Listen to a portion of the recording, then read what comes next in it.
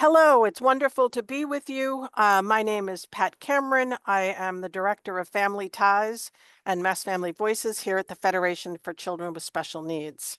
And I'm joined by, Hi, everyone. My name is Karen Lopez, and I am the Early Childhood Specialist here at the Federation.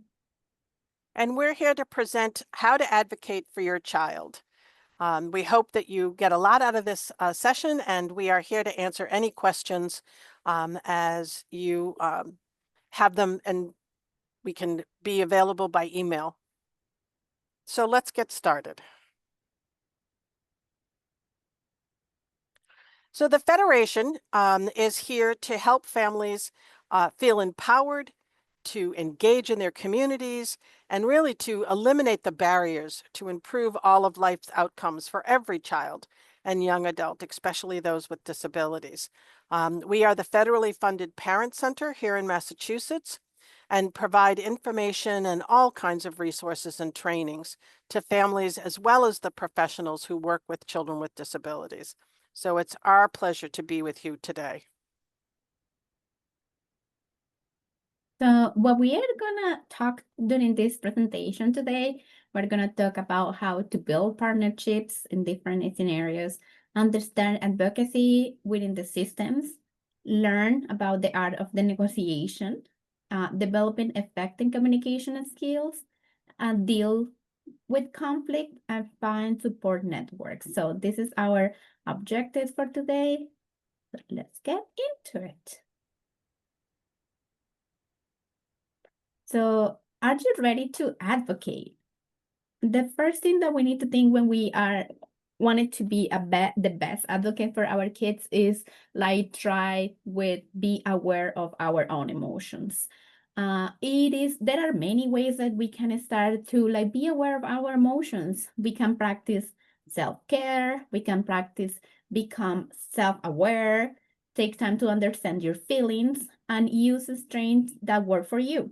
When you are in certain kind of meetings, like we're talking about an IEP meeting or an IFSP meeting, all these emotions are so intense. We're talking about our kids. We're talking about what are like their weaknesses, the skills, and it can be really hard for us as a parent to manage those feelings.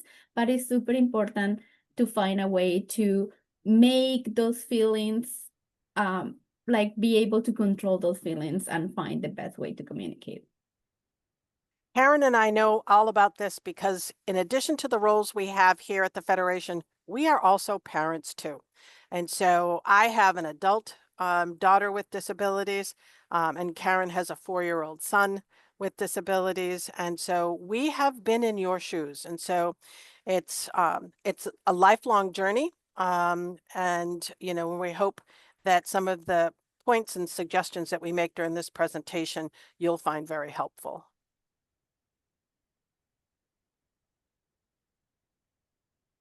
So when you think about, what is advocacy?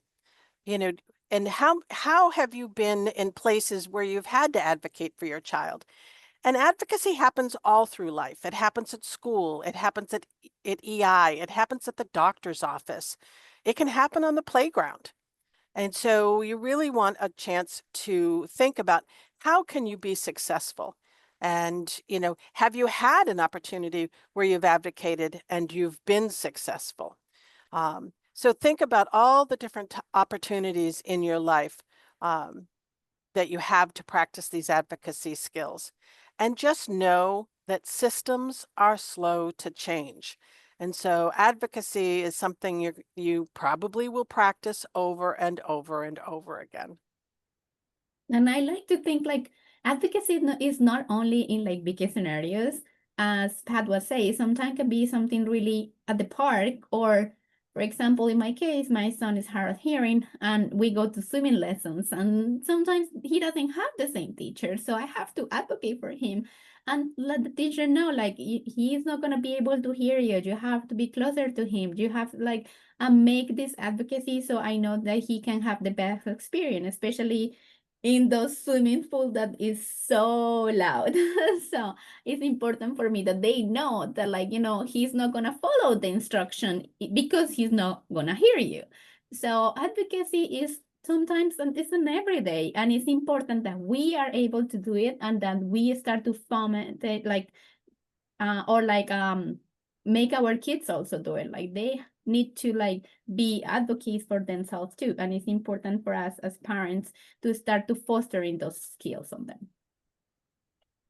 So when you think about, your role in the systems, whether it's the educational system, the medical system, there's a culture. There's a culture within the practice. There's a culture within the school, and there are things that are easy to see. And so we use this iceberg, analogy where the things that are on top of the water that are easy to see, language, literature, food, holidays and festivals, how people dress, all of those are very observable. But then there are things under the surface that are more difficult to see.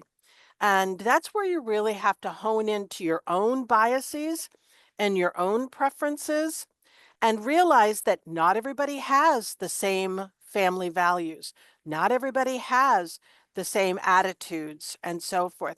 And so to really understand systems, it's really important to understand how organizational culture can influence decision making and even systems change. And so thinking about and looking for all of these things, even something as simple as humor or and of all things, not sarcasm. I mean, these have a time and a place for those attributes. And sometimes it can be really, there's a cultural difference with people, how people joke and how people um, tease and, and so forth. And so it's really important to be very cognizant of the whole idea of what's in the culture of the building, the school building, or what's in the culture of the medical practice.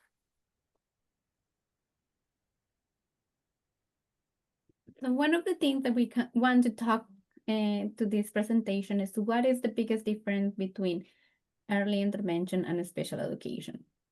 So early intervention in the law, the IDEA, is known as Part C, and special education is known as Part B of the law.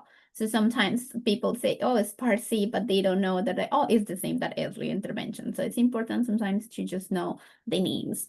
So early interventions is for children that they are like from birth to 3, and Part B or special education is to 3 to 22. The eligibility for someone who wants to be in early intervention is based on if they are not getting the milestones, if they are already like diagnosed with any kind of like disability, or they have like a risk to be in a developmental delay. So those are like the 3 main reasons what a child could be eligible for early intervention. And in special education, they are based on the educational impact. So how the disability is impacting their education. Also, the law then comes with like with them disabilities. So the child have to have one of these disabilities, and it have to be impacting their learning. So one of the biggest difference is like early intervention is more about the help, and special education is more about the educational part. So services are gonna be really different.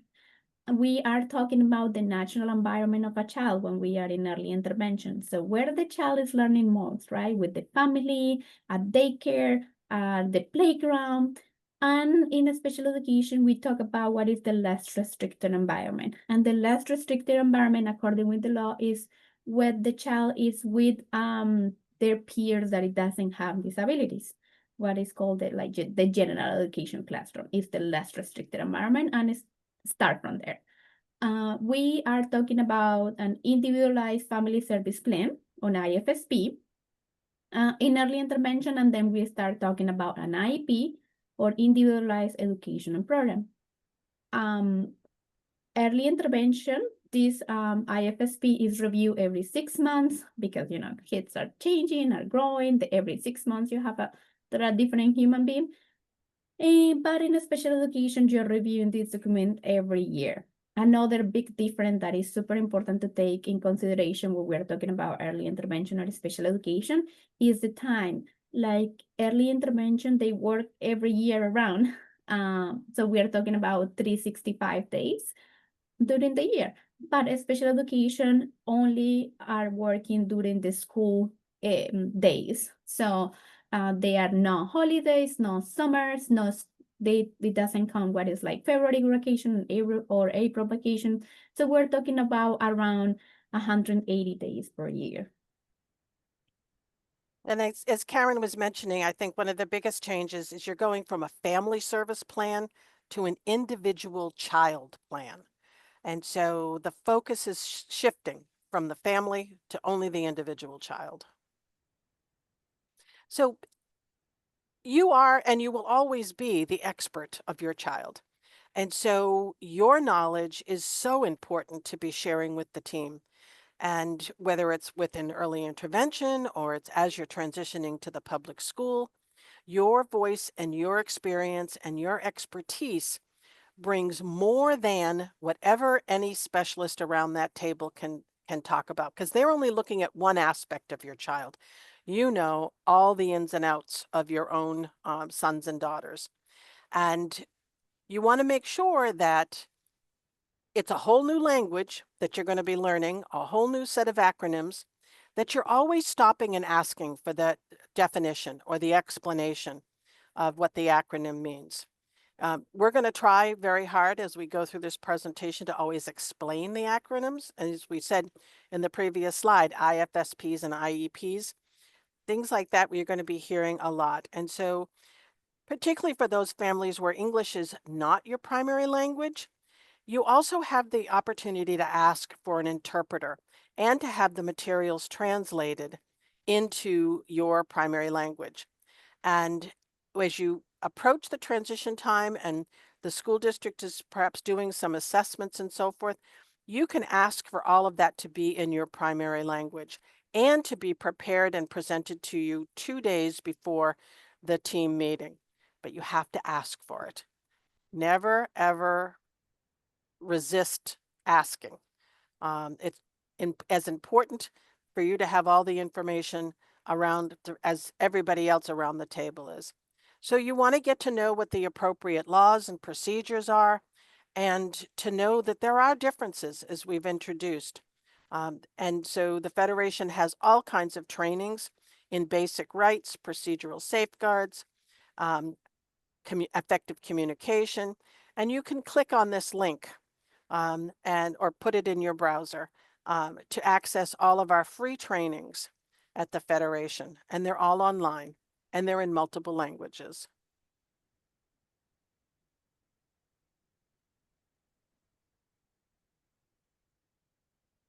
If your child is struggling, talk to them about it. Like it is important that you recognize what are the strengths for your child and also what are the difficulties. Like sometimes kids have a different behavior when they are at home and when they are in school or in the community. It is important that everyone knows how you see your child. As we like I was saying since the beginning of the presentation, you are the expert, you are the one who is with them like the most of the time, so you have all the knowledge like to share with the school. They only know, especially if sometimes early intervention has been working with you for years and now you're gonna go to a totally different setting with no one knows your child. So any kind of input that you can give to someone that is gonna be with your child is super helpful. And so this is an example in how you can communicate what does your child need. And sometimes we are not only talking about like we need to talk about strengths and we need to talk also about like difficulties, like what do you do in order for him to or her to calm down, like what information that other people needs to know about your kid. Also you can add here if like does he take any kind of medications that he like that he needs something special. I don't know, like does he likes that he prefer to have his juice first than his meal. Like just little stuff like that, that it makes your son happy. It is important for the other people to know too. In addition to, Karen's suggestions, I think it's so important to realize that there aren't any 3-year-olds who are really good at expressing their feelings. And so this information sheet is just a wonderful way to say, what does my child look like when they're upset? What do they look like when they're tired? Or how are they best comforted when they fall down? And so that the adults that are going to be in the classroom with them get to know the ins and outs of your child's wishes. It's a simple activity to do. You can just put it together in a document. It'll change. But keep knowing that as your child goes through the years, the teachers are going to change too. And so it's really important that this information be presented perhaps at the beginning of every school year, particularly if your child struggles with expressive language, and to be able to articulate for them how they like to, what their favorite toys are, how they like to be comforted, and so forth. I mean, it feels also like a really cute way to see how your child is changing through the years. It's just like a really cute way to see it. One of the most incredibly important suggestions that we can make during this training is save things, be organized. You can create a loose leaf binder with all of your materials in it. And just remember that there's going to be a lot of paper come your way, either paper files, electronically that are emailed to you, or paper copies that are mailed to you. You want to make sure that you're holding on to everything and reading, asking questions when you don't understand something so that you can really participate effectively in the meetings. Ask for things in writing. When you're on the phone with somebody, follow it up with an email. Because there's an old saying, if it's not in writing, it didn't happen. And so you want to make sure that things are documented. If somebody's agreeing to change, services or increasing your child services, ask for it in writing. And so everything following your meeting should be followed up with a detailed plan. Also, it is so helpful, like to determine, like if you know when did you receive the record, when you send them back, it's also going to help you to follow the timelines and to see if the school is also doing their part or not, or like you can expect and know when is the meeting going to happen, or if something is not going on the way that it's supposed to be, you have the documentation to show and ask questions. For me, for example, it's so hard, like remembering the names. So I usually have a list of the people with the names that I talk to because and what do they do? Because it's so hard for me to remember. I'm originally from Colombia, so some of the last names and names can be really hard for me to remember because I remember by association and I don't have anyone with that name to associate with. So I like to have a list. I talk with this person this day. What I usually do for my own child is like we have a folder with all the documents for every year. And in that same folder, I put the all about me. Like we have a little like folder that I put his school picture and all the information that year evaluations or IEP or whatever documents do I need. And also it can be the same if you want to do it for your medical records or any kind of documentation that you need about your child. It is so important to be organized. Like even if you're asking for help, um, the person who's gonna help you is gonna need to review these documents to see all this information in order to be able to help you. So it's important to be organized since the beginning. So in addition to organization is, think about what your priorities are. And, when you're thinking about transitioning from early intervention into early childhood special education and preschool, think about what it is that you want and what it is that you don't want for your child, because that's just as important. Um, You don't have to deal with everything all at the same time. You can really prioritize. The most important thing is to make sure that you've got speech and language services, that you've got physical therapy, and maybe occupational therapy isn't as important. And I'm just using those as an example. This is um, not a judgment on occupational therapy. So you really want to think about all of the different things that come into play. Um, Separate the urgent from the non-urgent. Be mindful of your emotional pressure gauges. Who pushes your buttons? How do how do you react when somebody is talking about what you're always talking about what your child can't do?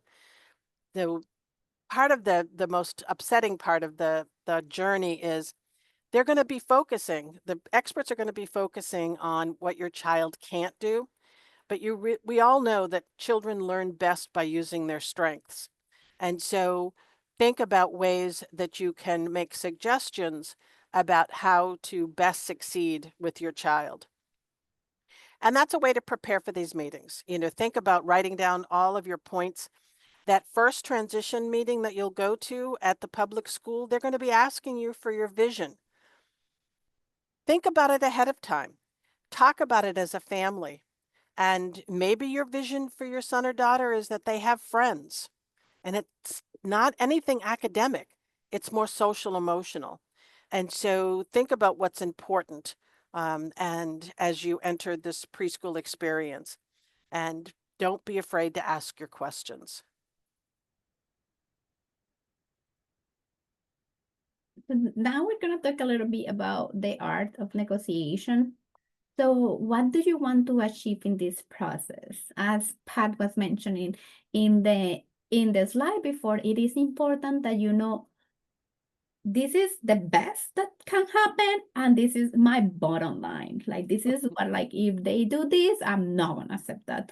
And what is in the middle? We always have to be collaborate. We need to think like this is a relationship, but that for some like kids and some families are gonna be like 20, like 18 years. And so it is important that like we are all part of a team and we all want the best for the child, right? So make the list of like what are what are you what do you want, what you're not gonna set, focusing what is the most important part, like and I really like this say that you always say, Pat, like how is what you would say, like not think in the in like think in the long goal. Sometimes you are not gonna like get it at that moment, but just think ahead. Like so you can get a better way. Like how do you say that, Yeah. Pat? Like I It's love the it's way that keep you it's always keeping your eye on your goal, but negotiating the journey. thank you. And I love the yes, way that you always say that. I think it's so appropriate. and you're absolutely right, Karen. You this is a relationship, and so you don't want to make people angry. You don't want to burn bridges, as they say. And remember what's most important to you, and keep that forefront. But is there a big difference between 4 sessions a week and 3 sessions a week? Keep track of your data. Come back to the table. You can reconvene a team meeting at any time.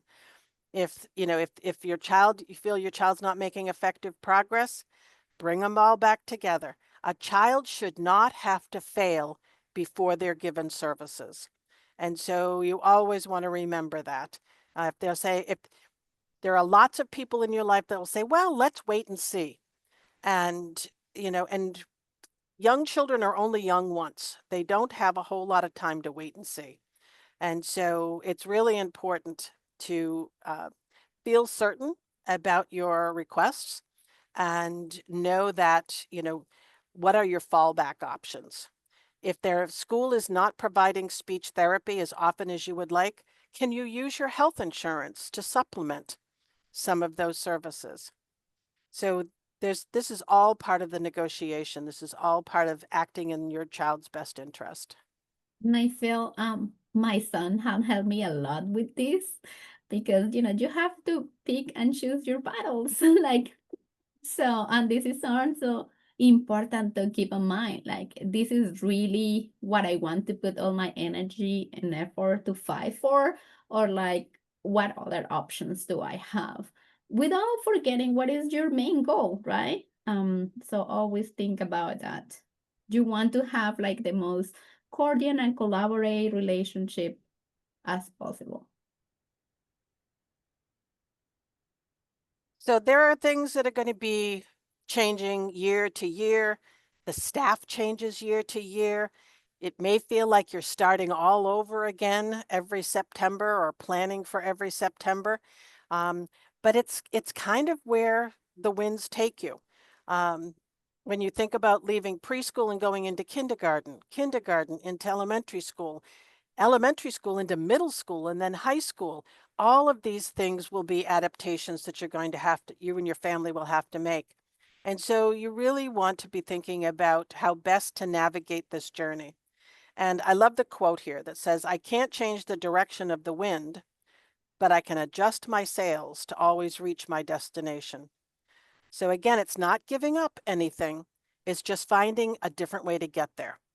And so the winds may be the school, the winds may be the medical field, um, but you can always adjust your sails to make sure that you're still getting all the possible opportunities and you're evaluating all your options.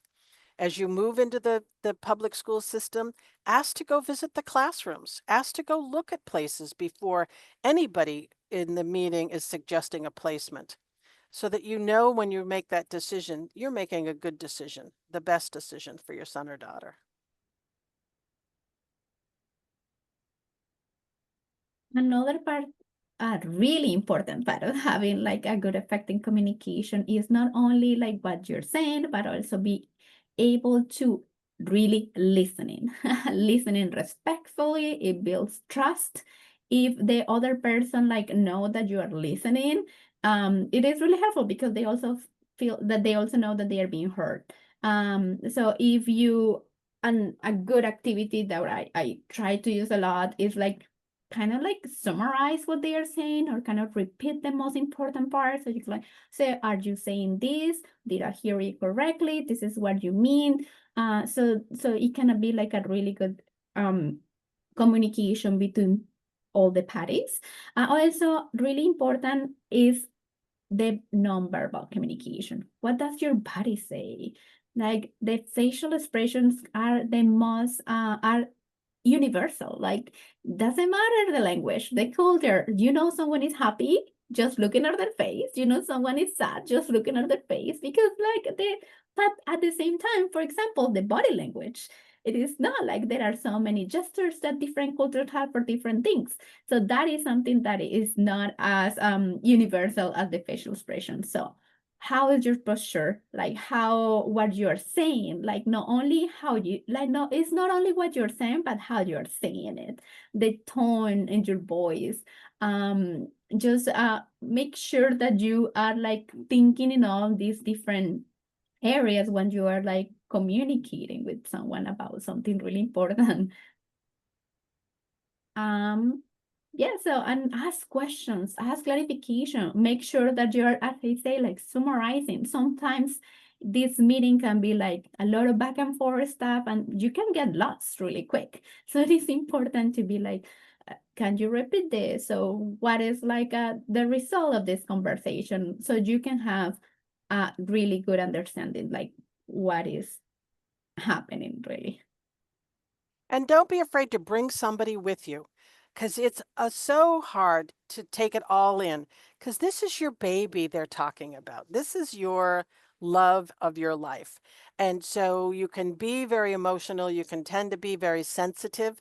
Um, and so you want to bring somebody, whether it's a neighbor, a sister-in-law, um, your mother, somebody who can take notes, who's not going to necessarily participate but who can be that note taker for you, so that you can be and 100% present in the conversation. Um, one, and this sort of goes into the next slide, but to be thinking about how everybody is addressing each other around the table? Is it Dr. Smith and Mrs. Jones and your mom? You want to make sure that you're stopping that right from the very get-go. My name is Pat. And so, because there's a power dynamic that happens when people get very informal with families and call the, well, if I hear mom correctly, and you just need to stop that and say, in this meeting, my name is Pat. And so, you want to be as equal as everyone else around the table. And that comes into the next slide about being assertive, but not aggressive. And I think it's very, very important that we're always mindful of our emotions and that we are clear in our communication. You want all of this based on the evaluations and data. Your experience is data. Your time with your child, your routines, the behaviors at home, those are all good data points to be bringing to the meeting. And you always want to act in a way that you would like the other parties to reciprocate. So, you know, if somebody is being very informal and calling you mom, I don't know, is it improper, to call them, I'm sorry, teacher? If people are going by their roles, but people should all be consistent. And you can set a standard around the table by reminding them of what your name is and not just your role. We're all human beings and we all are very vulnerable. And I think it's really important not to expect perfection. Everybody is going to make mistakes. Everybody is going to be humble and vulnerable. And I think it's an opportunity to really strengthen relationships when you're in those vulnerable situations.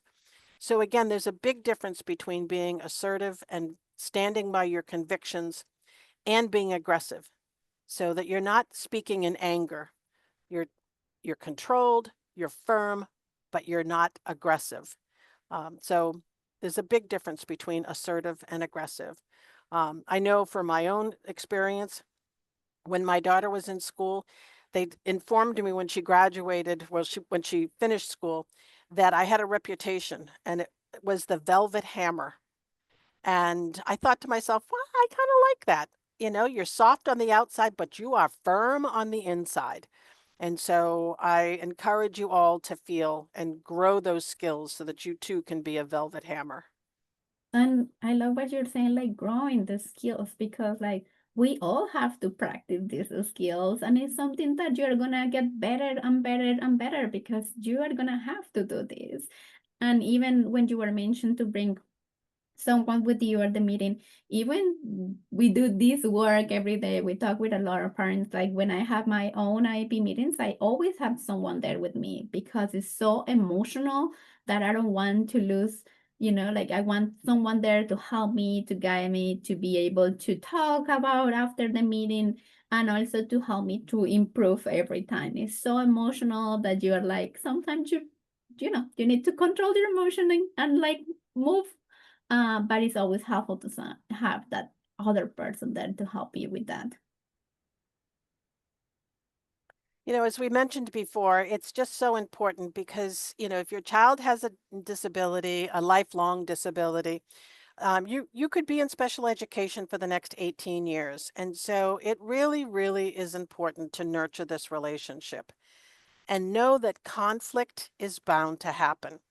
Not everybody agrees all the time about everything, even in our own home lives, with your partner and spouse and your children. It's even on what to have for dinner. Not everybody's going to agree. And so conflict is natural. And I think as if we can expect that it's going to happen, we can deal with it when it does. I think when you're blindsided by it and it's just out of the blue, it can be more upsetting than to think about, how am I going to deal with this? So if you think too about what your own coping mechanisms are with conflict, you can really take a step in managing all of the conflicts that may come up in meetings or may come up as a result of an evaluation that you don't agree with and you want to contest that. There are certain things that are in place within the education system that allow you to do that.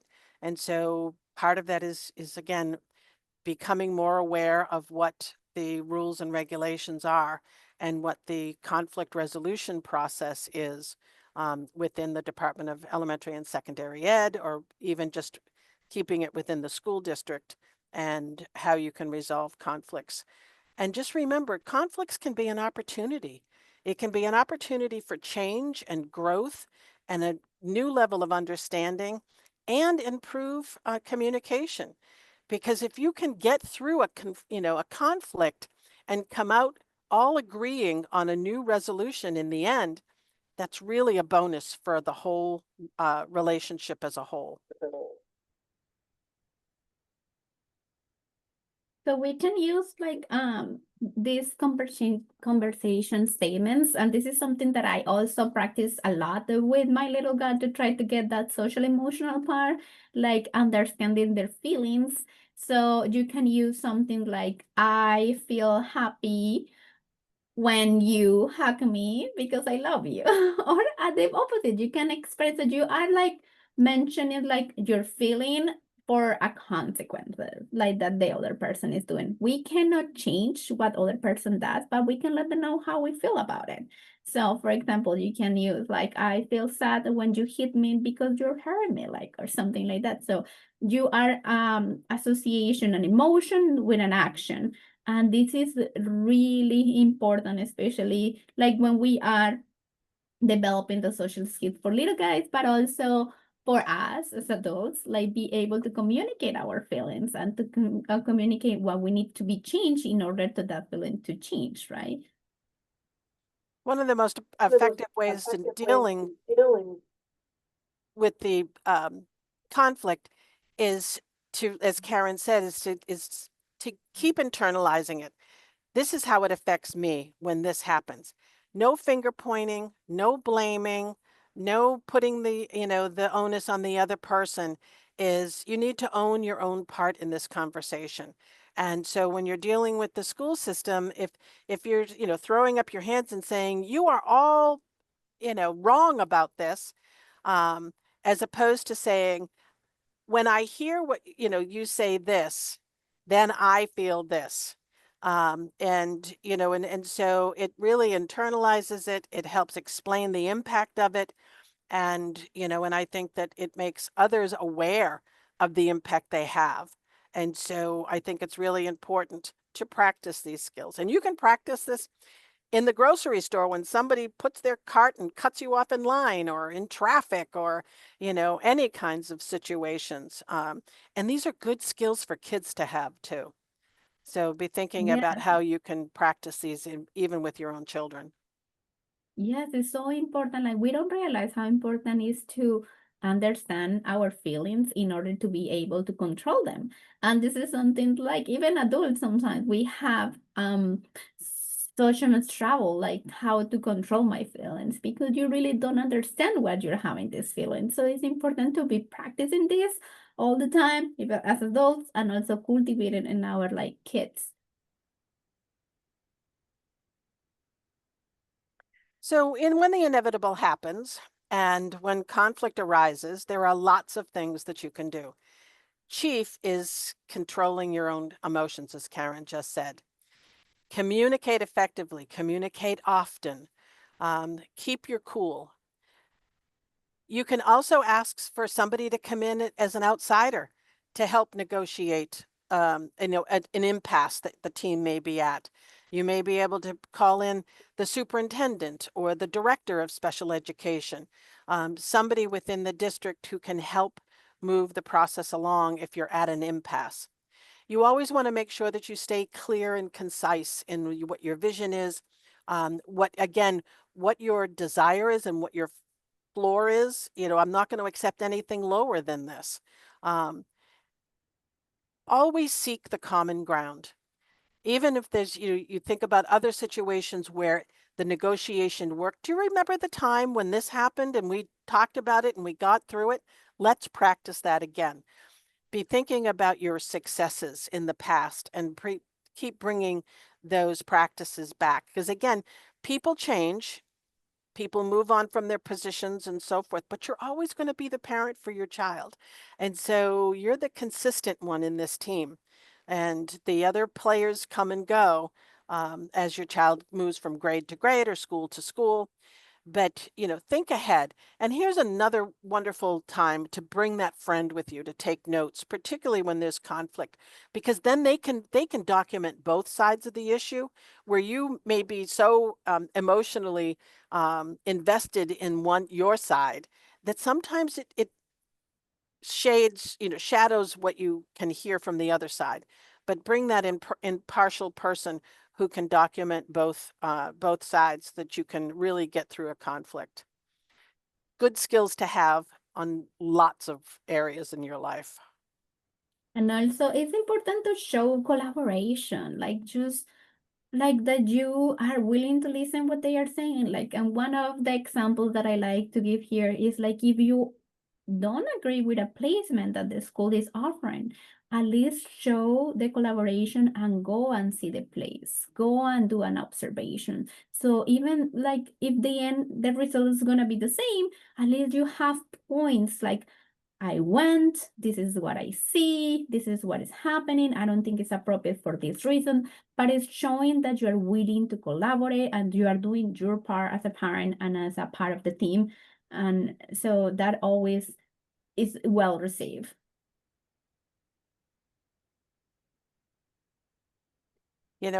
We can't say it enough about the relationship you're going to have as your child grows up. And, be thinking about the research is so strong in family engagement, and it all demonstrates that the more families are engaged, the better outcomes kids have in school. And so, whether this is your first child going into the school or your third, your fourth, be thinking about all the opportunities you have to be engaged as a family.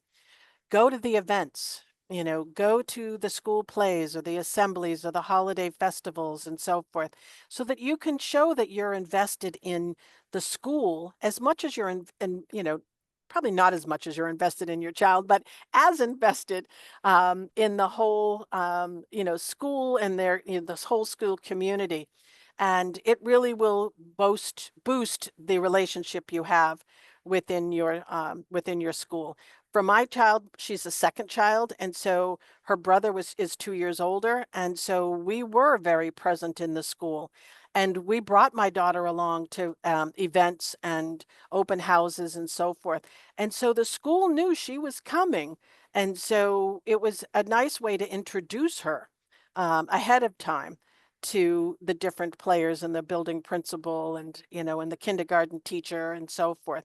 So, be there as a family. And so everybody has much better outcomes when you're all invested in this together. Learn the team members by name so that in their roles. And again, as I said, expect that they're going to learn your name, that you're not just the mom, you're not just the dad or the auntie. Um, be there, willing to listen, be open to ideas.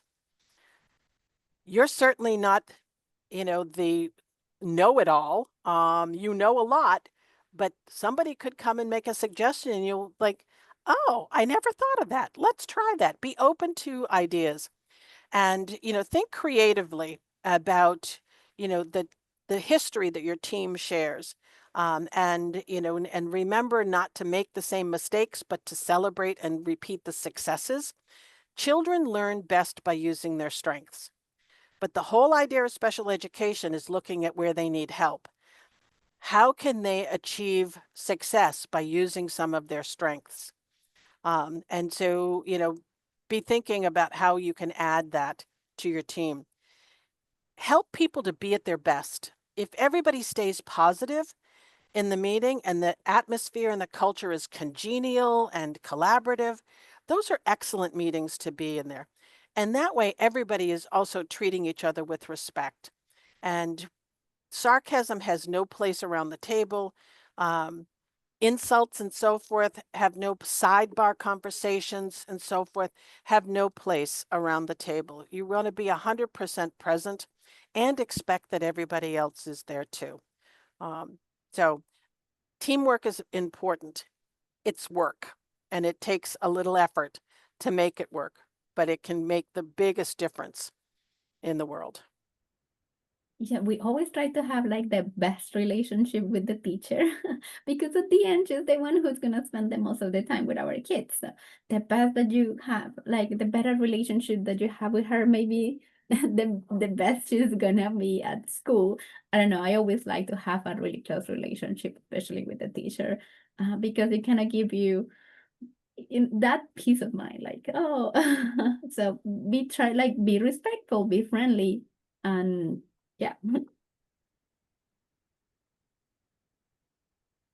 then find your support network. This is so important, as Pat was saying. Like, usually with the years, the team change, the teachers change. Maybe you will keep the same speech language pathologies, but like the rest of the people change. So it is important to find that network that is gonna work for you and it's gonna be for you when you need it.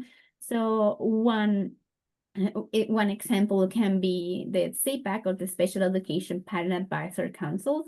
That this one is like the parents that they have kids in an IEP that they meet together and they are discussing how to make the special education better for the district. It is always so helpful to have some like support parents or someone that you already know that you can keep in touch, that you, if you have any questions, you can to reach out. Like, so my son wear hearing aids and like there is no one in his grade or anyone that they have hearing aids. So for me, it's really important to go to different events that they are for kids that they are deaf or hard of hearing, so he can also see other kids and other people that were hearing it the same as him. So it is important to keep those connections, the networking, because they are the one who's gonna help you to don't feel alone. Sometimes the special education or like having a child with any kind of disability could be a little bit lonely. So you need to find those friends at that network that is gonna help you to cheer up when you are sad, or if you have questions, you can to always reach out to them.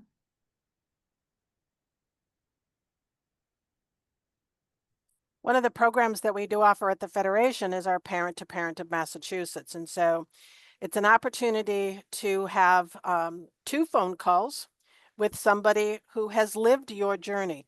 So don't hesitate, but go on our website, and we train our families in active listening and to be non-judgmental.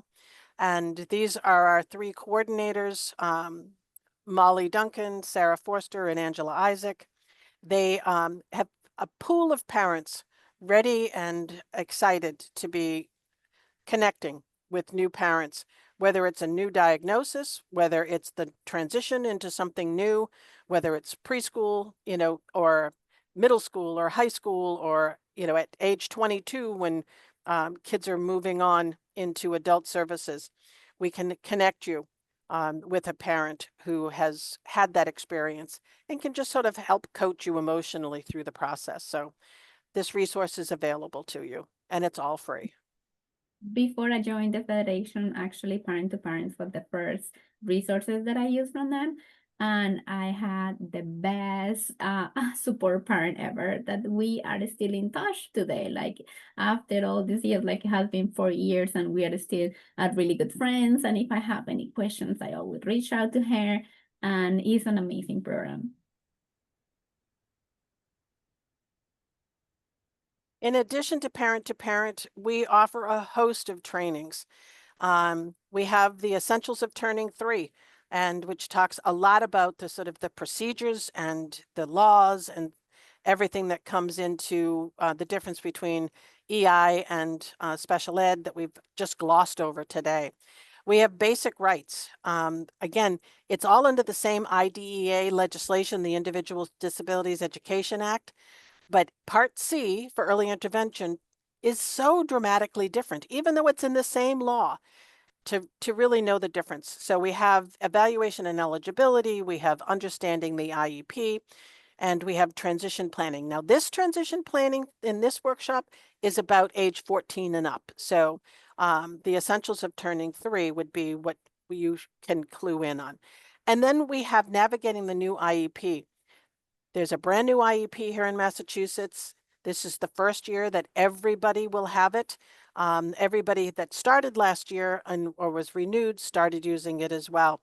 I happen to really enjoy the new IEP, but it's a new form. It looks much different than IFSP.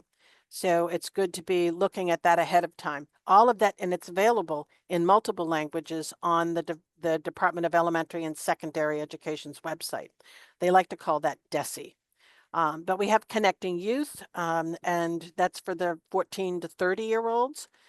We also have a whole course on social emotional learning because we all know that we have to have all of our emotions in check and our behaviors and know how to regulate our behaviors and so forth to be ready to learn. And so we also offer self-care because as we all know, you can't give from an empty cup. And as they say in the airplane, put your mask on before helping others. Um, and then we have the listening and learning training, which is for our parent to parent to become support parents and more. That's just a sample.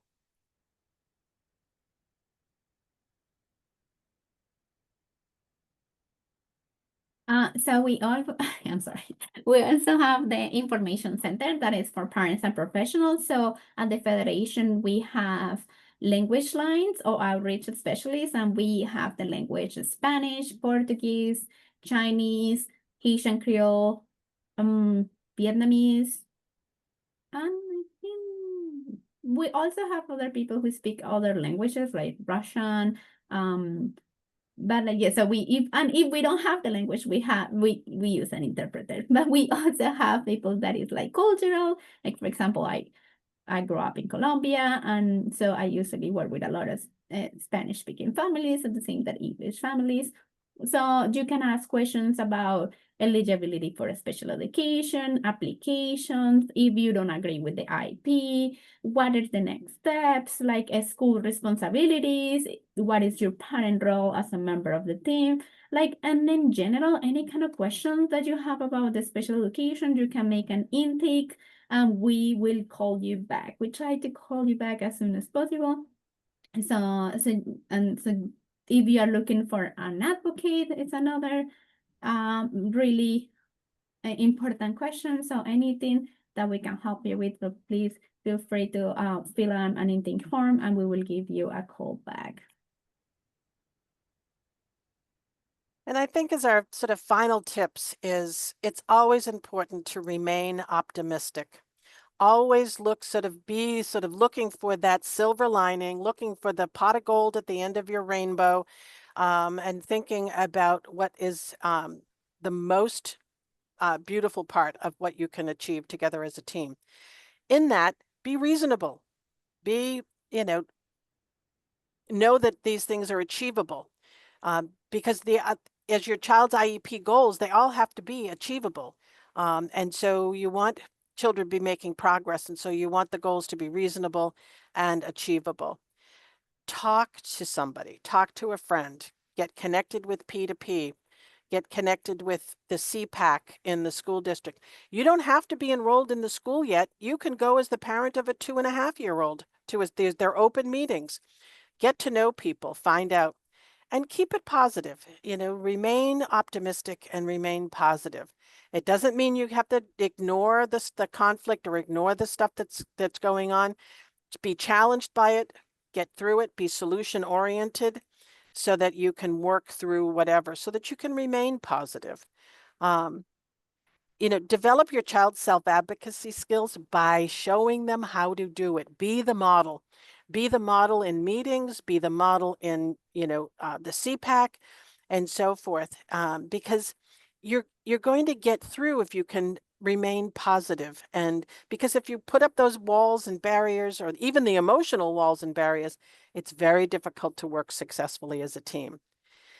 Always reflect. Think about, is this what I heard at the meeting? Follow up with emails if you have questions, and so forth. And don't forget to be grateful.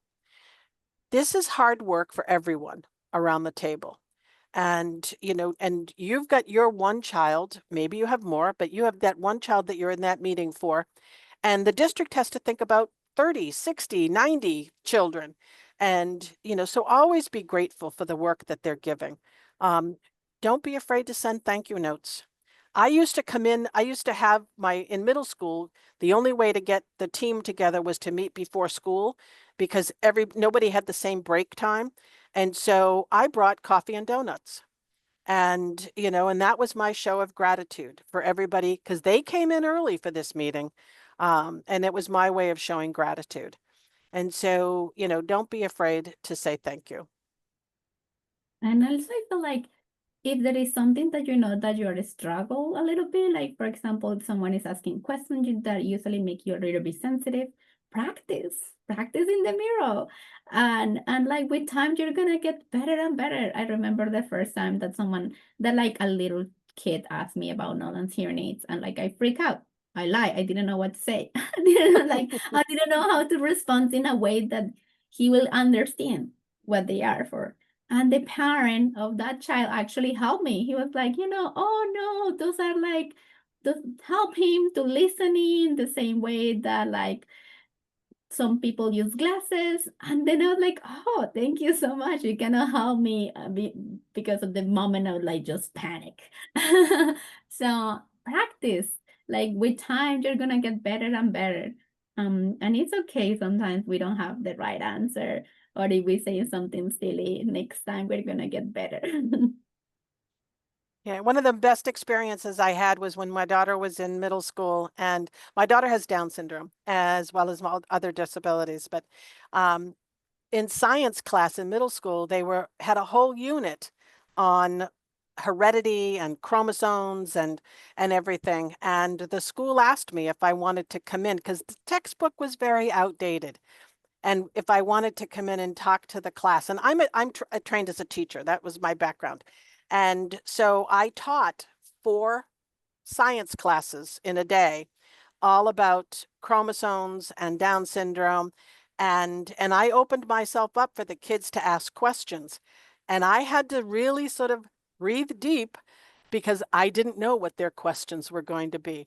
And of course, like I said, the textbook was out of date. And so there was a very unflattering picture of a child with Down syndrome with a protruding tongue and they said, how come her name is Beth, how come Beth doesn't look like that picture?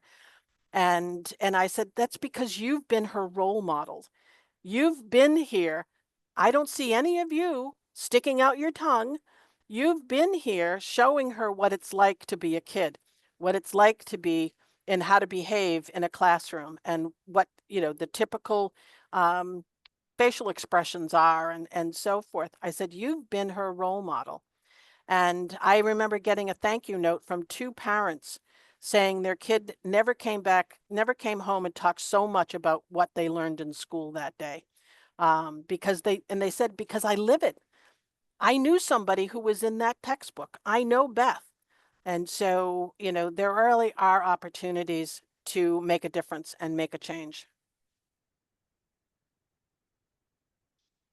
And there are resources. You don't have to do this alone. And so there are lots and lots of resources. And so this slide and the next slide just talk about some of the resources available. Feel free to access them. And Karen and I thank you so much for listening. And we too are available. And you can contact us through your early intervention program. And we can be available. Our online form right there, if you click early childhood, it's going to go to Karen. And so she would, looks forward to hearing from you. And so we really appreciate this opportunity to share this presentation with you. And Karen, I'll let you have the last word. No, thank you so much to everyone, and I hope like this presentation is helpful for you and your families. And if you have any questions, we're here to help you. Thank you. Thank you very much. Bye bye.